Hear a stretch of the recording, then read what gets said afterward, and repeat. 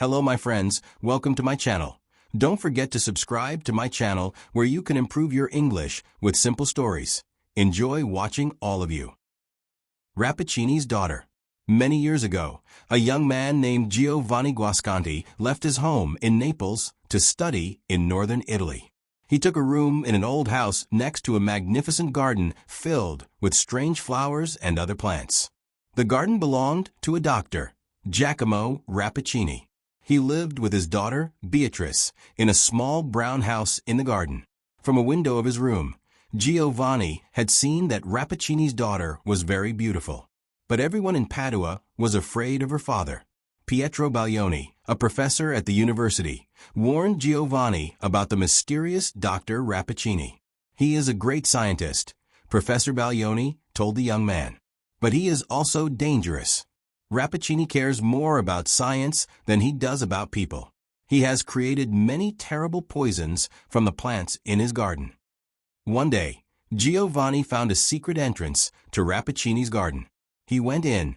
The plants all seemed wild and unnatural. Giovanni realized that Rappacini must have created these strange and terrible flowers through his experiments. Suddenly, Rappacini's daughter came into the garden. She moved quickly among the flowers until she reached him. Giovanni apologized for coming into the garden without an invitation. But Beatrice smiled at him and made him feel welcome. "I see you love flowers," she said. "And so you have come to take a closer look at my father's rare collection." While she spoke, Giovanni noticed a perfume in the air around her. He wasn't sure if this wonderful smell came from the flowers or from her breath. She asked him about his home and his family. She told him she had spent her life in this garden. Giovanni felt as if he were talking to a very small child. Her spirit sparkled like clear water. They walked slowly through the garden as they talked. At last they reached a beautiful plant that was covered with large purple flowers. He realized that the perfume from those flowers was like the perfume of Beatrice's breath, but much stronger. The young man reached out to break off one of the purple flowers. But Beatrice gave a scream that went through his heart like a knife. She caught his hand and pulled it away from a plant with all her strength. "Don't ever touch those flowers," she cried. "They will take your life." Hiding her face, she ran into the house. Then Giovanni saw Dr. Rappacini standing in the garden. That night, Giovanni could not stop thinking about how sweet and beautiful Beatrice was. Finally, he fell asleep. But when the morning came, he woke up in great pain. He felt as if one of his hands was on fire. It was the hand that Beatrice had grabbed in hers when he reached for one of the purple flowers. Giovanni looked down at his hand. There was a purple mark on it that looked like 4 small fingers and a little thumb. But because his heart was full of Beatrice, Giovanni forgot about the pain in his hand. He began to meet her in the garden every day. At last, she told him that she loved him, but she would never let him kiss her or even hold her hand. One morning, several weeks later, Professor Baglioni visited Giovanni. "I was worried about you," the older man said. "You have not come to your classes at the university for more than a month. Is something wrong?" Giovanni was not pleased to see his old friend. "No, nothing is wrong. I am fine, thank you."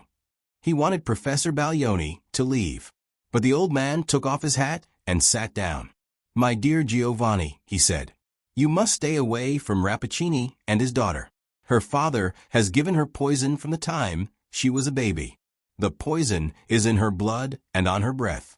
If Rappacini did this to his own daughter, what is he planning to do to you?"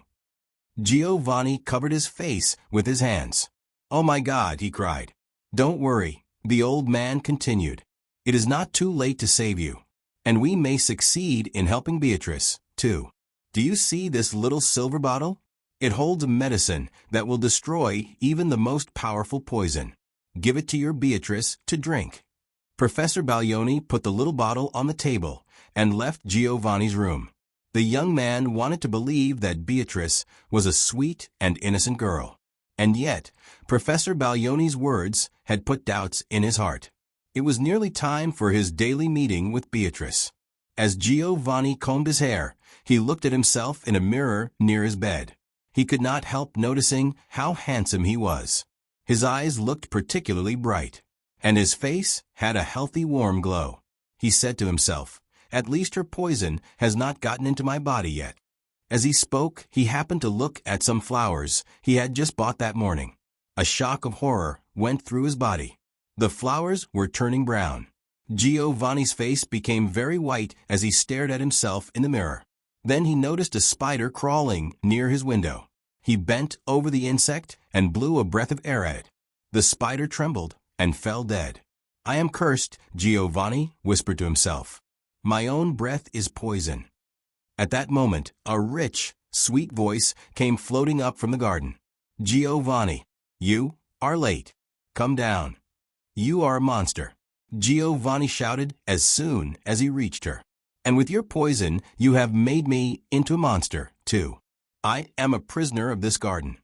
"Giovanni," Beatrice cried, looking at him with her large bright eyes. "Why are you saying these terrible things? It is true that I can never leave this garden, but you are free to go wherever you wish." Giovanni looked at her with hate in his eyes. "Don't pretend that you don't know what you have done to me." A group of insects had flown into the garden. They came toward Giovanni and flew around his head. He blew his breath at them. The insects fell to the ground, dead. Beatrice screamed, "I see it. I see it. My father's science has done this to us. Believe me, Giovanni, I did not ask him to do this to you. I only wanted to love you." Giovanni's anger changed to sadness. Then he remembered the medicine that Professor Baglioni had given him. Perhaps the medicine would destroy the poison in their bodies and help them to become normal again. "Dear Beatrice," he said, "our fate is not so terrible." He showed her the little silver bottle and told her what the medicine inside it might do. "I will drink first," she said. "You must wait to see what happens to me before you drink it." She put Baglioni's medicine to her lips and took a small sip. At the same moment, Rappacini came out of his house and walked slowly toward the two young people. He spread his hands out to them as if he were giving them a blessing. "My daughter," he said, "you are no longer alone in the world. Give Giovanni one of the purple flowers from your favorite plant. It will not hurt him now. My science and your love have made him different from ordinary men." "My father," Beatrice said weakly, "why did you do this terrible thing to your own child?" Rappacini looked surprised. "What do you mean, my daughter?" he asked. "You have power no other woman has. You can defeat your strongest enemy with only your breath. Would you rather be a weak woman?" "I want to be loved, not feared," Beatrice replied. "But now it does not matter. I am leaving you, father. I am going where the poison you have given me will do no harm. Goodbye to you, Giovanni." Beatrice dropped to the ground. She died at the feet of her father and Giovanni. The poison had been too much a part of the young woman. The medicine that destroyed the poison destroyed her as well.